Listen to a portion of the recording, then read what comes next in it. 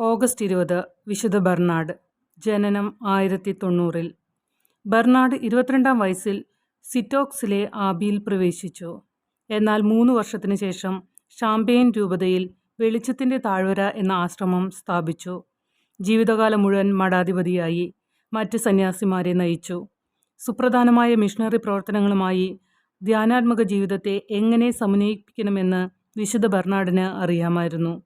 സ്നേഹമായ ദൈവം മനുഷ്യരാശിയെ സൃഷ്ടിച്ചത് സ്നേഹത്തിൽ നിന്നാണെന്നും ക്രൂശിക്കപ്പെട്ട് ഉയർത്തെഴുന്നേറ്റ ക്രിസ്തുവിലൂടെ വെളിപ്പെടുത്തിയ ദൈവിക സ്നേഹത്തിൽ ഉറച്ചു നിൽക്കുന്നതാണ് മനുഷ്യൻ്റെ രക്ഷയെന്ന സത്യത്തിൽ വിശുദ്ധൻ ഉറച്ചു നിന്നു. വിശുദ്ധ ബർണാഡ് പ്രശസ്തനായത് തൻ്റെ മരിയഭക്തിയിലൂടെയാണ്, പ്രത്യേകിച്ചും മെമ്മോറെ പ്രാർത്ഥന ഉപയോഗിക്കുന്നതിലും പ്രോത്സാഹിപ്പിക്കുന്നതിലും. 1153 അദ്ദേഹം അന്തരിച്ചു. 1174 വിശുദ്ധനായി പ്രഖ്യാപിക്കപ്പെട്ടു. വിശുദ്ധൻ്റെ വാക്ചാതുര്യത്തിന് പിയൂസ് 8-ാമൻ മാർപ്പാപ്പ വിശുദ്ധനെ തേൻമധുരമുള്ള ഡോക്ടർ എന്ന് അനുസ്മരിച്ചു.